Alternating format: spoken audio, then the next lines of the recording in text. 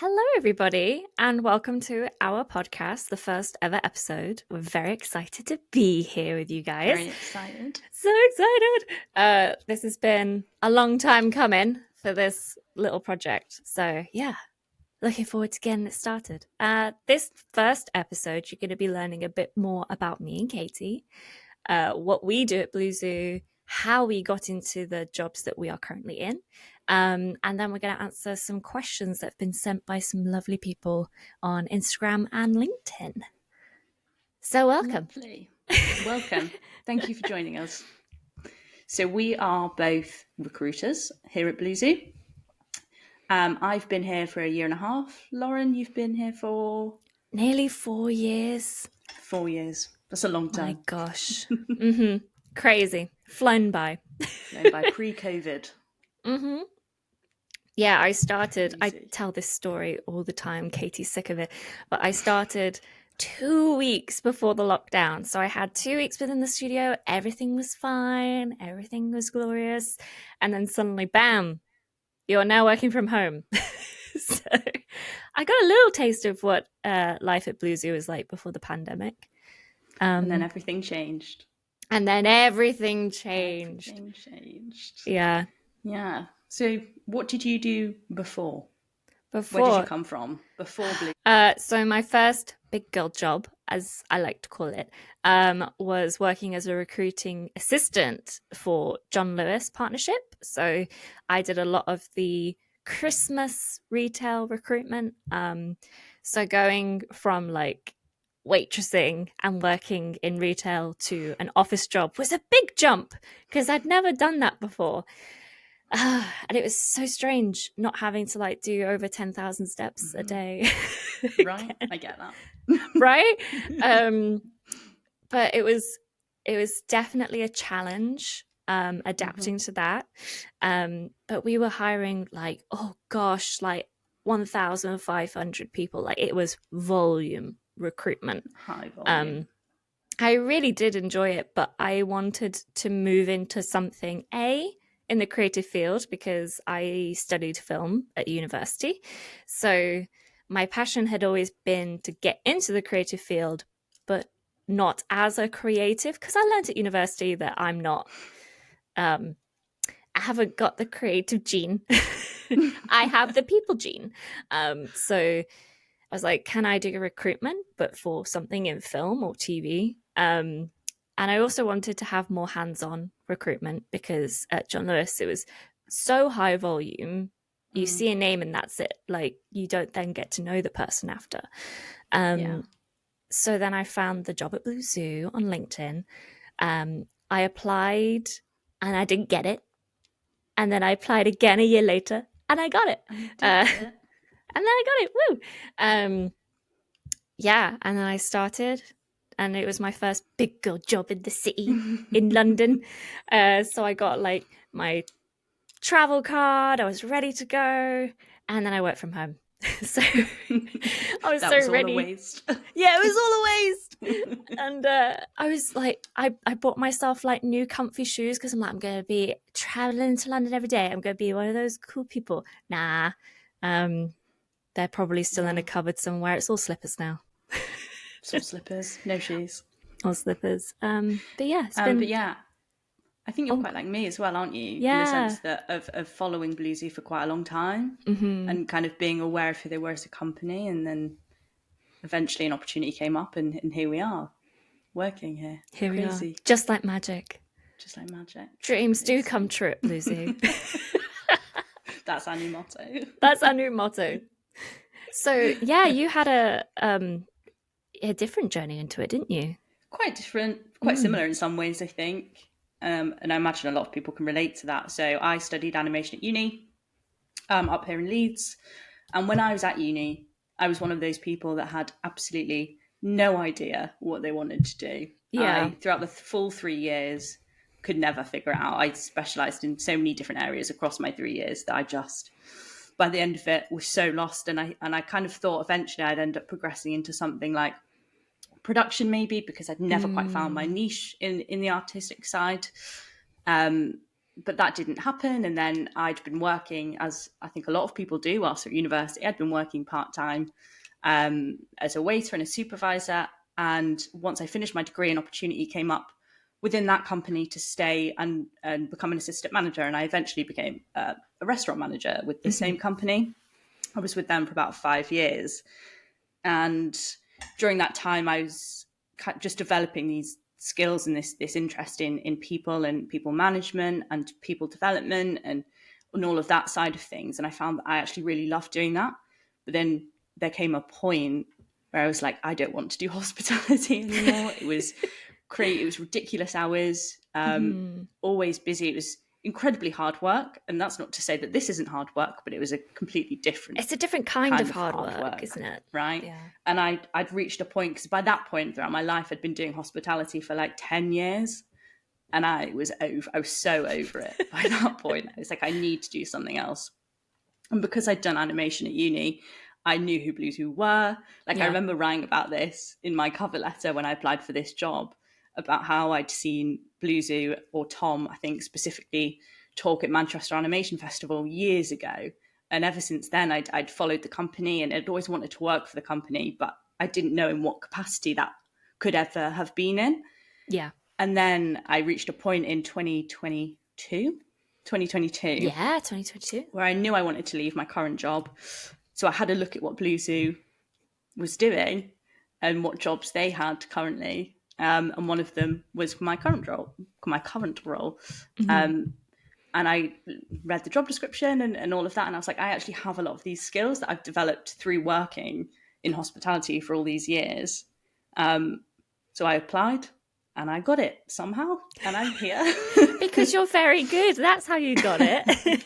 But it was completely kind of like, I never saw my career going in this direction at that point. Mm. Like, or since I was at uni, since I was 19, I didn't think I would become a recruiter or work in this part of the industry, but it's something that suits me really well. And I know you agree about yourself, Lauren. It just kind of fit, because you get both Yeah. aspects of it. We've got the creative side and working in this industry and working on some amazing productions that we get to be part of, but then we get to work with the people and build these connections and relationships and stuff. So it works really well for both of us, I think. And yeah, it's a great place to work. I think, not to Yeah, be exactly. biased. Yeah, we're not biased at all.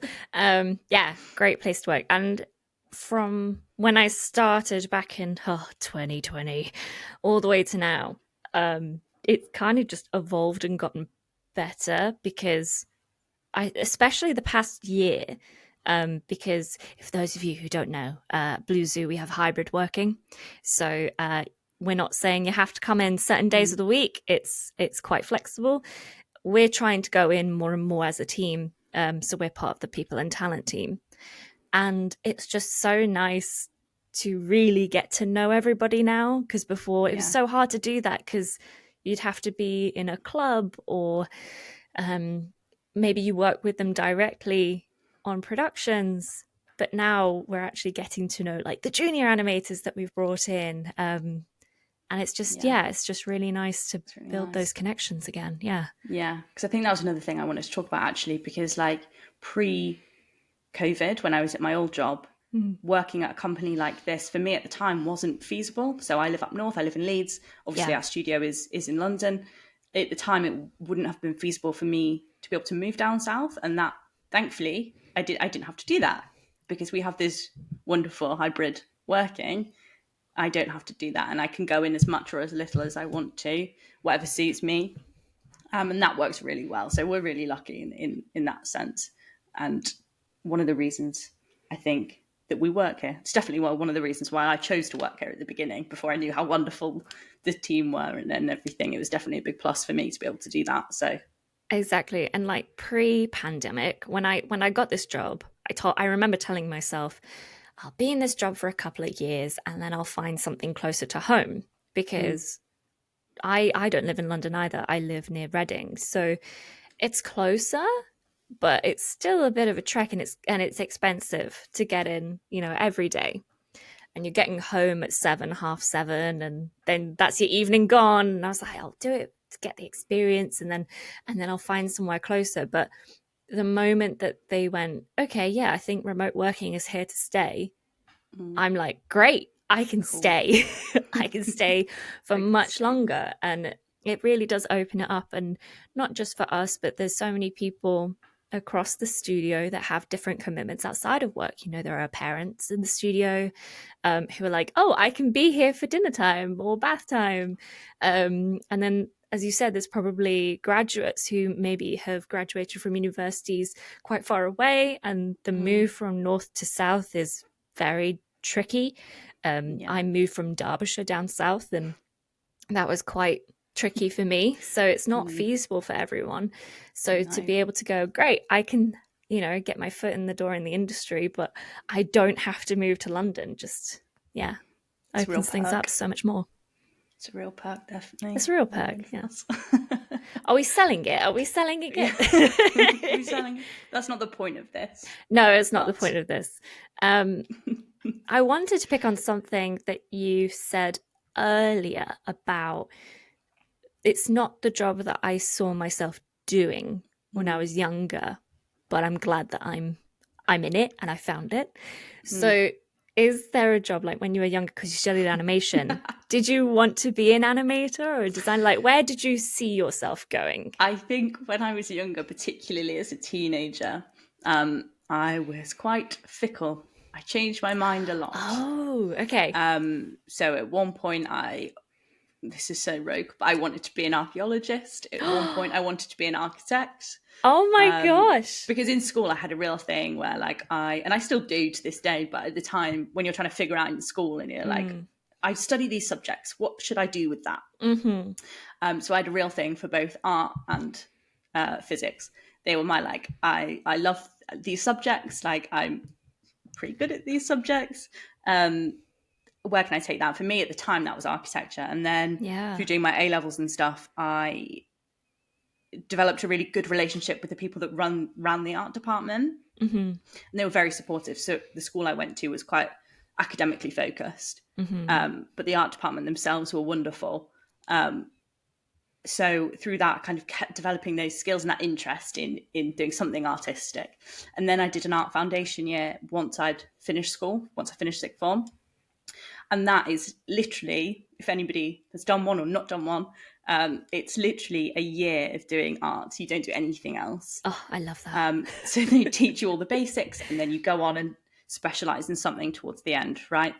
And it was through doing that I was like, actually, I want to make things, and I want to do something in film. I want to draw essentially and do that. So I wanted something a bit more creatively, with a bit more creative freedom than something like architecture would Yeah. allow you. And I wanted to be involved in these stories and building stories, right? So that's why I decided on animation. But it was a very quick decision on my part, as a lot of things were at that time. So I then obviously went to uni and did animation. But yeah, so it was always because I love movies and I love films and I love stories and I wanted to be involved in it in some way. Yeah. Didn't know what that would look like when I applied to do animation. Had no idea. um, but it now has provided me with a real basis of understanding of things. And I've just learned I don't cope very well in a professional environment doing something artistic or something creative. Oh, I don't really? do well with that kind of pressure. Oh, right. So it's more of a nice calming hobby. Yeah, but I didn't Yeah. know that until I went to university. Yeah. When Yeah. you're Well, you having to do wouldn't. it, no, exactly. So, and I think that's something probably both of us, because you having studied film as well, that we're both quite big advocates for, is that just because you did your degree in this doesn't mean you have to do that specifically. There's so many different options, particularly within animation. You don't have to just be an artist. There are so many things you can still do to be involved in this world and this industry. Oh, You hell don't have yeah. to be an artist. So Yeah, the big like here's my soapbox moment. Bam. I've put my soapbox down. Is the thing I get really mad about with this country's educational system. I promise I'm not going to go too crazy. Is At the age of 16, you're basically told, so what do you want to do for the rest of your life? And that's a lot of pressure to give Yeah. a 16-year-old. Like, you barely know anything about yourself. Why would you choose at that moment, oh, yeah, I'm going to be a lawyer, or oh, yeah, I'm going to be a doctor? Because as you grow, as you said, like, and I'll explain in a second the interesting journey I went through as a teenager. Like, your aspirations and your wants change. Mm-hmm. So I'm constantly telling people, especially my cousin, who she's just started A levels, and she's like, I don't know what I want to do with my life. And it's like, Yeah. that's fine. It's Yeah. normal. It's fine. Don't worry. It'll come to you. Just study what you enjoy for now, and then you'll realize what you want to do. Yeah. Just keep, like, you don't have to make a decision Yeah. at all. You can change your mind on your career when you're 30, when you're 40, Oh, when you're yeah. 50. Like, don't put so much pressure on yourself to make that decision at 16, because it's the likelihood is you'll change your mind. Anyway, Uh, Lauren, how did you get here? what were my dreams and aspirations as What a were your young dreams child? and aspirations? I don't imagine it was being a recruiter. No, I did a proper 180. When I was a kid, right, the age of 11, I decided that when I'm older, I'm going to move to Japan and I'm going to teach English in Mm-hmm. Japan and then figure it out from there. So my whole my whole school life was dedicated to that mission.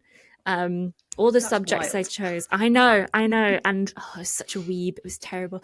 Um, yeah, so I studied like Japanese lessons during my lunchtime. I was that weird, kind of quirky girl in the corner who's like, what's she writing? Oh, she's writing in Japanese. What a weirdo. Oh, you know, when you look back on yourself, you're like, what have I done here?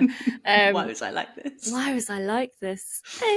I made friends still. It was It's okay.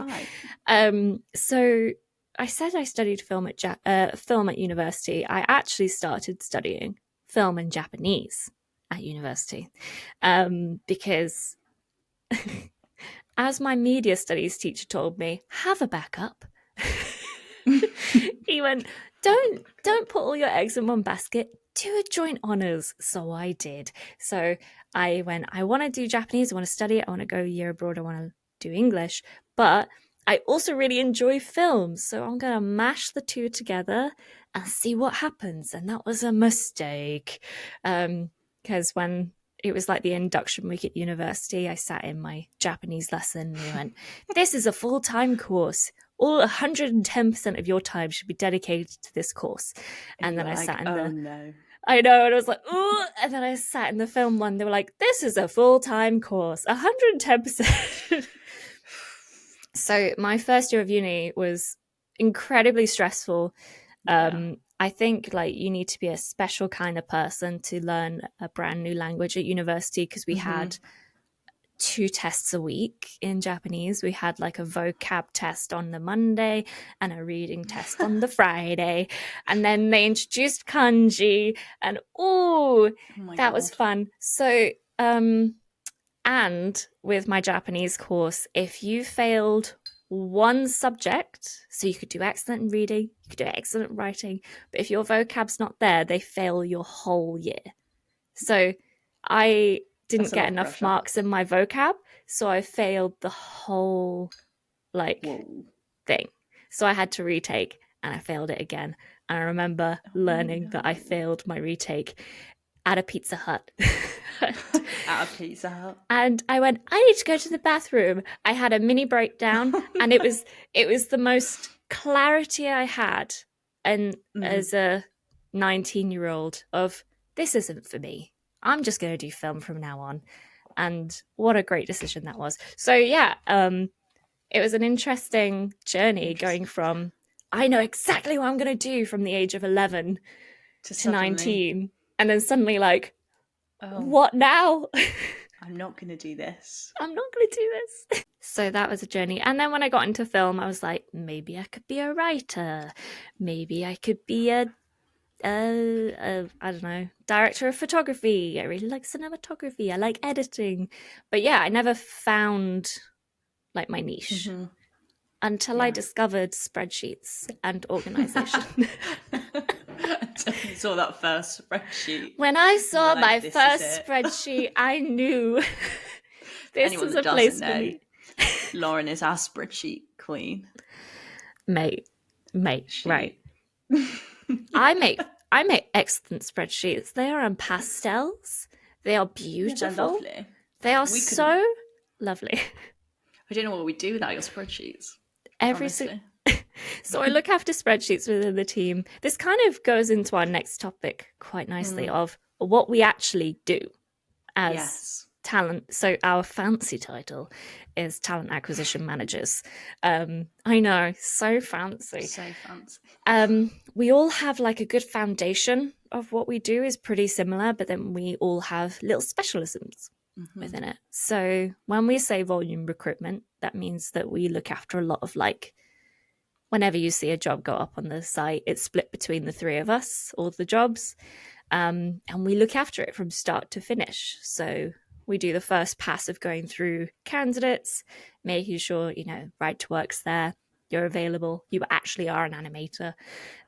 We shortlist it, and the hiring managers, so that could be like head of animation, head of lighting and comp, whoever is in charge of that part of the pipeline, would go through it. And then we just kind of guide them through the process, guide you as a candidate through the process. We're the facilitators.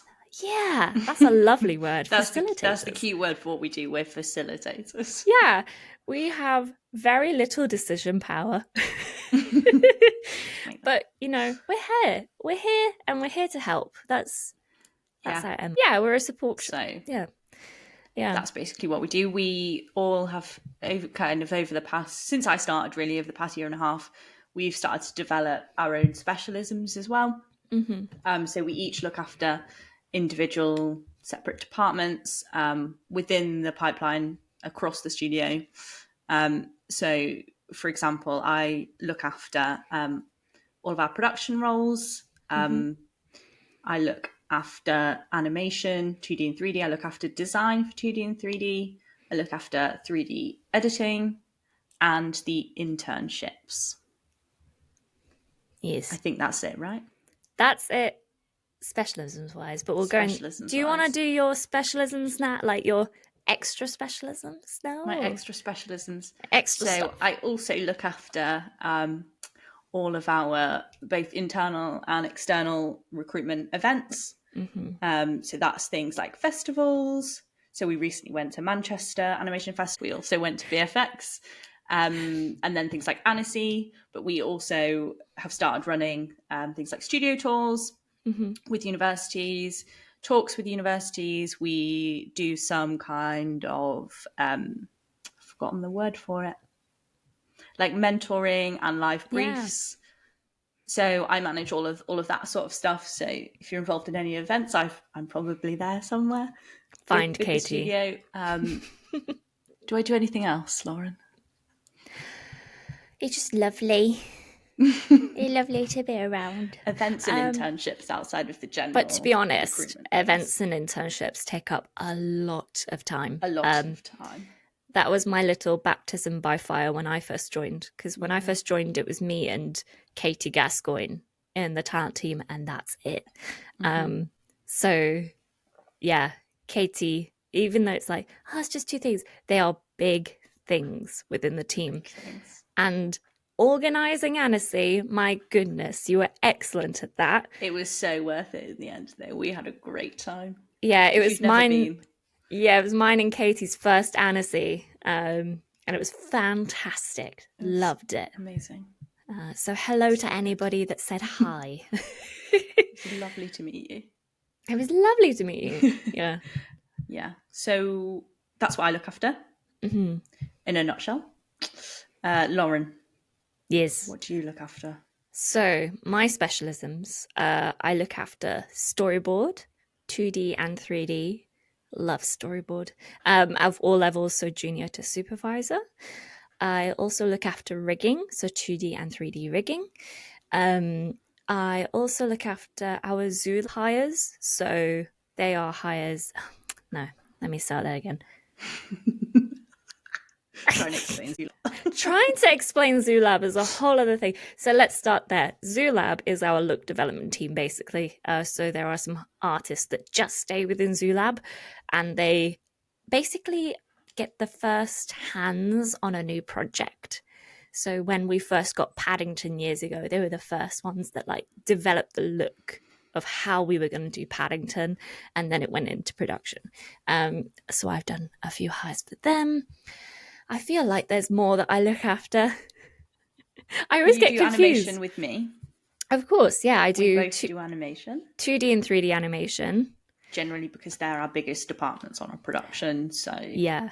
So if you are an animator and you've applied, you're probably going to speak to me or Katie or both. Or both Depending. if you're lucky. If you're lucky. And then outside of that, I look after a lot of the stats and the statistics of the team. So I gather lots and lots of data from hires, like time to hire. We also do diversity and inclusion statistics, see how we're doing there. I just like to know everything. And if you need a new spreadsheet, come to me. Come to Lauren. Every time one of the spreadsheets broken, one of the teams just like, Lauren! I'm like, I got it. I got it. I'll add a new pastel colour.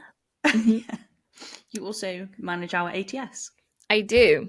So an ATS is an applicant tracking system. Ooh, fancy words today. And that is basically our careers website. So I look after all the nitty-gritty bits of that, make sure that it's running smoothly. And whenever we want to update the careers website, like the design of it, I look after that. And yeah, really enjoy it.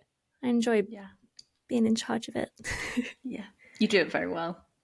I mean, I was here at the birth of our careers website. It was born in June 2020, a few months after I joined. And I've just, I love it to bits. It's one of the best ATS systems I've ever worked on. Oh, 100%. So good. That's so recruiter specific. I know. All the other recruiters are like, ooh, tell me more. Everyone else is like, this is boring. We are very simple creatures, recruiters.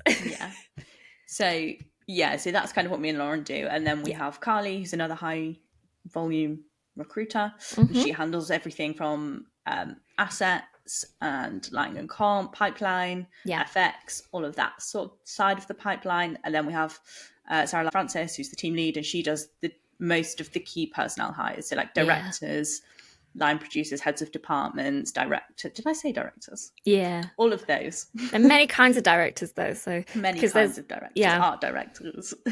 A lot of exec team stuff. So like finance. But then also she implements a lot of the strategies that we have as a talent team. So I was here in the Wild West of recruitment before we had a recruitment process at Blue Zoo. It was very much like, get in, sit down. And SLF, that's, by the way, that's what we call her. We call her SLF. She comes in, she's like, I have a process. We're going to do this right. And it's been amazing since. Mm-hmm. Amazing. Yeah, so I think that also that's probably why it's good to do something like this podcast, so we can give all of you guys, the outside world, a bit more of a look into how we operate as a studio, and how we go through that whole recruitment process and what it's like to get into the studio. Mm-hmm. So we've had some questions. Ooh, questions from you guys. Lauren, would you like to read the first question if you've got it? I do have it. Now, brace yourself, everybody. I'm dyslexic and I'm about to read people's names. So I'm so sorry if I say it wrong, but we're gonna do our best, everyone. Okay, so the first question is from Faye Arachichi from LinkedIn. So their question is perhaps about sending in letters of recommendation along with a cover letter. Is less is more a better approach here? Ooh, this is an interesting one. It's a good one to start off with. Now, I think, please challenge me on this, Katie. I think cover letters and the importance of cover letters is different depending on where you're applying for. So here at Blue Zoo, I like a cover letter. It's nice to see you tell us a bit more about yourself, but it's not the most important thing in your No. application. It's And like that your similarly goes along with a letter of recommendation or a mm-hmm. reference. I think here, for the majority of our roles, artistic roles, let's say, Yeah. it's generally more based off skill, how Yeah. we assess, well, not we, but how the hiring managers assess your skill and your fit for this studio. Because the thing with the letter of recommendation is wonderful. It's really nice to have. Sometimes we'll Mm-hmm. reach out for those directly for specific roles, Yeah. but that doesn't necessarily suggest that you will be the right fit for this studio or vice versa. Yeah. There's a lot that goes into team fit and everything that comes along with that. So it's a nice thing to have. Mm-hmm. It is not a requirement by any means. Yeah. It's a nice space to have if there's something that your CV doesn't explain. Yeah. Like if there is a gap in between jobs, like a couple of months or something, you could be like, I went traveling, or I did a year abroad, or um, I decided to work on my personal stuff during that time. It's nice to have that explanation, but don't be as worried of how do I set out, because I've been there applying for jobs. You look for a template. How do I do a cover How letter? do If I I do do it? it wrong, they won't take me seriously. We're fine. Don't Yeah. worry. And I think where you've said less is more. Mm, I think that's relevant in a certain way. So we would yeah. never say, don't send us a cover letter, don't send us a letter of recommendation. We're not even going to read it because we would. Yeah. But in this sense, it's nice to keep things nice and short and to the point. Hmm. So in less is more, that's the way to go about it. Yeah. Short and to the point. Because it's different for every role though, saying that, because for our internships, one of the interns that we hired, a lot of the reason that she got to interview was because of her cover letter, and this was for a Hmm. production role, so this is where it's slightly more relevant to have a cover Yeah. letter as opposed to an artistic role. So we ran a production internship last year, and the hiring managers loved her cover letter. She put in so much personality into that, and that really came through, and that was quite a big decision maker in her getting to an interview. Yeah. So for production, those things like a cover letter and a letter of recommendation is helpful, because particularly at a junior level, there is less to go off. We don't Yeah. have a You show haven't reel, got we a don't show have a reel. portfolio. Yeah. Yeah. So for those kind of roles, maybe consider it. But otherwise, no, it's not necessary. Mm. I don't think. Lovely. Would you agree? I agree. First question. Dick, done. Done. Wonderful. Okay, so next one from Instagram from Art Arc. Our Yes. talk. Is, do you hire 2D Harmony animators? Yes. Yes, we do. Yes, we do. Yes, we Um, do. we have only done our 2D shows. So we've had 3 amazing 2D shows here at Blue Zoo, all of which have been done in Toon Boom Harmony and in cutout rigged animation. So if We you talk about have, this wherever we go. I'm just like, Harmony, cut cut out out, rigged. rigged. Because frame by frame animation, I think a lot of universities teach that first, and it is an amazing skill to have. Phenomenal skill. Everyone's so talented. It blows my mind. But I'm seeing more of a lean, especially in the UK animation industry, towards that cutout animation. So please do make sure you have some of that on your reel, please, just so we Yes. know that you can do it. It's Yeah. it's like writing an essay when you were younger. You gotta give your point, your explanation, your example. If you don't see an example, we don't know if you can do it. Yeah. But I think that's quite an interesting question as well, Mm, because in the past, over the past few years, those roles have definitely come up less. yes, they So have. if you don't know much about Blue Zoo, we started off as a 3D animation studio, and over the past few years, we've made that move into 2D as well. Mm-hmm. So it's on the newer side of things for us. Hopefully, it will be coming up more. Yeah. But That's probably why you see it less. But harmony is the one. Yeah, harmony is the one. And I've been told there are a lot of like short, I think free courses on the Toon Boom Harmony website. When we were at math, we were actually next to the Toon Boom stall, and they were a lovely bunch. So if you ever see them at festivals, go say hi. But I think there are some little courses you can do online and get a little certificate at the end as well. Need Yay. some brushing up. Yeah. Lovely. Now the next question is from an ex-Blue Zooer. Johnny Strutt. Oh, you lovely, lovely person. So they asked on LinkedIn, how many applications do you forward to department heads to look at? And why are hiring decisions sometimes made by head ODs and sometimes by recruiters? Oh, So, it might be different in other studios. yes, we should But preface that by saying it might yes. be different for other studios. So we can only obviously speak for Blue Zoo. But it is entirely, in terms of number, it's entirely dependent on the role, the production, how many roles we're hiring for that one, how many opportunities we have for that one role. There's so many factors that would go into it. So to break it down a little bit about how that process looks like Yeah. is, so either myself, Laura, and Carly will review all of the applicants that have come in through ePloy, come in through the careers site, and we'll do the first pass of everybody that has applied. And we look at things like right to work, location sometimes is dependent on a role, suitability in the sense of, are you an animator? Are you a designer?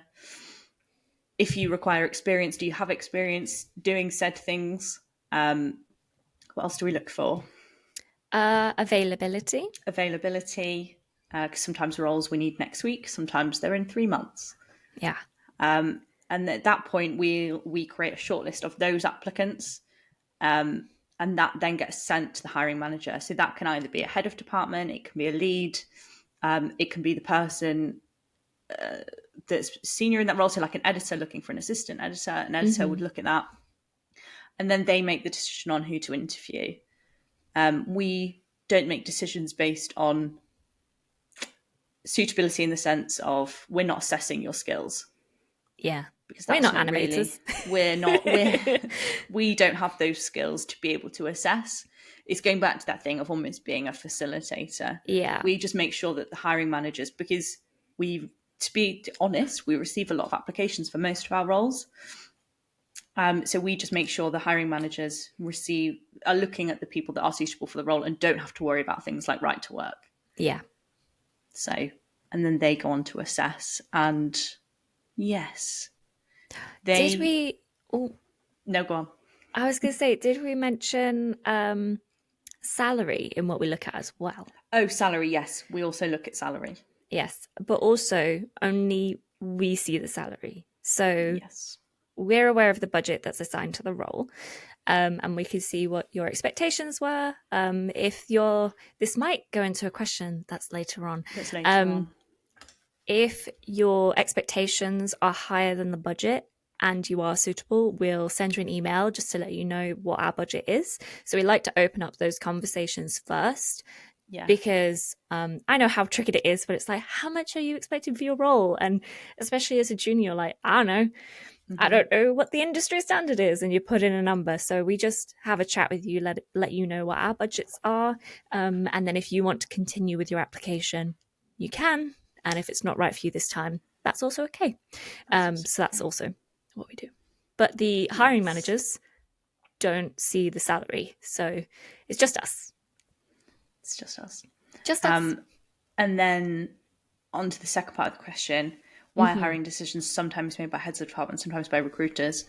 Just to put this out there now, we do not make decisions. We don't make decisions on who to hire, who to offer an extension to, who to do anything along those lines. Those decisions are always made by the hiring manager, production manager, those people that are working on the production. We don't have that decision-making power. Yeah. So it's always by somebody that knows what they're talking about. in terms of because we don't know what we're doing. No. We do. We do, We but do. not to the extent or to the level of detail that Yeah. is required to make a hire. Because also we're not working with you day to day either. And that No, plays a lot of part into it. plays a big part in it. They want to Yeah. make sure you're right for the team, that you would enjoy working as part of their team. It's a suitability both ways, that they can decide better than we can. Yeah. So, interesting question, though. Yeah, really So I good think question. not a lot Thank of you, people Johnny. realise kind of what recruiters actually do and what Yeah. powers we have. But it's also like other studios might have something completely different. But here at Blue Zoo, this is how it That's how we do works. it here. Yeah. Okay, so then we have a question from Helena Schmalz, I think, on Instagram. How would I apply from outside the UK and what should I pay attention to when applying? Okay, lovely. So, as we said before, we're a hybrid remote working studio. So, for those of you who don't know, we also have a lot of people who work with us outside of the UK who work fully remote. So, we've got people in France, Germany, Italy, South Africa, all over. All over. Um, the first thing I would keep an eye out for is sometimes we have roles that are regional only, and we have a lot of questions about what that means. And what it means is that because of the production, we need the successful candidate to be based in the UK but outside of London. So that's the main requirement. So if you are applying for a role on our website, just keep an eye out. If it is regional only, it will say in the title as well, so you're aware. If it doesn't say regional only, go for it. Go for Apply. it. Apply. Next thing you should, I'm trying to think of other things to pay attention to. I guess we ask what your day rate is. So you can put in your per annum rate and your day rate. I know that can be quite tricky because we pay in pounds. So if you're in a country that uses euros, we can have a conversation with you to see like what works best and what is fair. And then I feel like there's another thing to keep an eye out for when applying. I guess that you've got a good internet connection. That's a very Oh, yeah, important that's what I thing was going too. to say. You've just reminded me. Because if it is a concern for either you or for us, we will do a test. We'll do a remote working test to make sure that everything will be fine and that you are able to work. So we do try and cover that as best that we can. But obviously, it is still an issue. But it's something to be aware of if you are applying for a UK studio and you're not based here, just to make sure your internet's Yeah, top notch. great. Ethernet cables are magical. That's what I've learned from the IT team. Just get a cable. Invest in a cable. You'll be Invest in fine. a cable. I think they're the main things for Yeah, I international think so. candidates. I know a lot of people have questions about visas and things like that. So just to cover that like super quickly, we can go into this in more detail later if we need to in a later episode. But visa conversations, unless it's for a very, very, very niche role, tend to happen further down the line. So if you've been with us previously, you've worked with us for the past 6 months to year, and it's going really well, and then that we can offer you an opportunity to last the entirety of a visa. They're not often things that we look at off the bat. But there's always conversations to be had, but that's our general visa rule. Yeah. We do have more information on our careers website as well. We've got a do. lovely handy dandy FAQ section if you're ever curious to learn read. a bit more. Okay. I'm thinking we do some quick fire questions because we love a natter and I'm keeping an eye on the time. Go on. So, Quick fire. first, quick fire. Do you recommend university as a way of getting into the industry? Yes and no. Yes and no. Yeah. I think university is a great place to expand your skills and to learn If more. it's right for you. If it's right for you. It's not a necessity. We wouldn't look at an application and be like, this person hasn't gone to university, get in the bin. It's all about the skills. All about the skills. So whatever way is best for you to learn and develop those skills, fine. Yeah. Oh, and that was from Florence Marshall on Instagram. Oh, yes. Yes. We could do this one quickly. Yep. It's a quick fire. From Jen Chibi on Jen Instagram. Chibi. What's a green flag in a CV? Oh, my one is doing courses outside of studying. So there are loads of online courses out there. And just to see that you've done that extra little bit of furthering yourself is really good to see. Yeah. Yeah, Mine is tailoring it to the job you're applying for. that's a really So you good might one. be interested in multiple things, have multiple CVs, just change it slightly at the top, change your skills slightly to match what you're applying for. Will just put you in a better position moving forward. This one, not as much of a quick fire. I think the last two, I think, are good ones. So I'll do. Oh, they're both from Gemma Mills. Thank you, Gemma, on LinkedIn. So the first question is: I see some companies have an advert for the same position up for a really long time, like several months or even a year, and I wondered if you know why. Now, if they probably yes, because we've had similar things. So sometimes in those magical times, we have a couple of projects greenlight at the same time. Not exactly at the same time, but in the same kind of area. So we would start looking for one project and then another one would greenlight. So that role, say like a junior animator, might be open for 3 to 6 months because more and more projects keep getting greenlit. And we're like, well, we've got a brilliant short list of candidates here. Yeah. Let's go through them. We're trying not to keep them open for too long because we know that your reels will need updating and your CVs will need updating. But that's why they can stay open for a long amount of time because it's not just one project that we're looking for, it's multiple. Yeah. We also, and other studios, I suppose, we also do sometimes, and you'll see it on there, but we also do speculative applications. So they're open for an indefinite amount of time. So should that role come up at some point, because it might come up and we just don't know. So we keep those open so you can throw your hat in the ring and we'll contact you if that role opportunity becomes available. Yeah. That would be why. It's normally because of the multiple productions. Yeah. But if you ever are curious, if you're like, I haven't heard back about this application, you can always reach out to us on our email, which is recruitment@co.uk. It's also on our LinkedIn's and on our careers website. So drop us an email and we can look into that for you. And we'll give you an update the best that we can.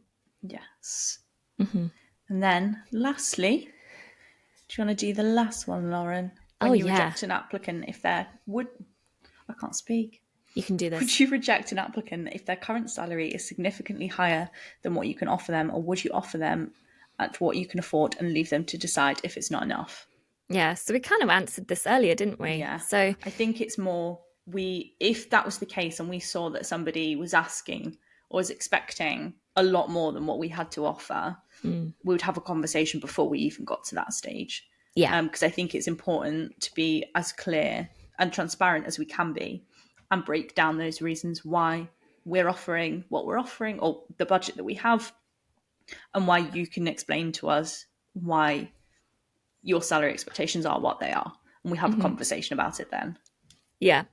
Most of the time we'll be in touch even before an interview stage, just because we don't want to waste your time either. If you're like, oh, I can't go that low, I'm sorry. At least you know you're not going all the way to offer stage and then you're like, oh, okay. Yeah. But it's always good to have those conversations if you're not sure. And you're always welcome to ask about salary at any point in the process of applying all the way through to when you're about to sign your contract. You can ask about salary and we can have a conversation about it. We don't want to hide that. Yeah. Or anything. We're welcome. We welcome that conversation. So yeah. Lovely. So I think that's our first episode done. How exciting. How exciting. You've learned a bit more about talent acquisition in the animation industry, especially Blue Zoo. Especially Blue Zoo. Going forward, we will be inviting some wonderful guests onto the podcast that have a range of different experience from different departments, from everything, so you can learn about what it's like to work in a company like Blue Zoo or in the industry from people that do it every day. Yeah, how exciting. So keep an eye out on our social media platforms for any updates on that. And we will see you guys in the next one. Thank you very much. Bye. Bye.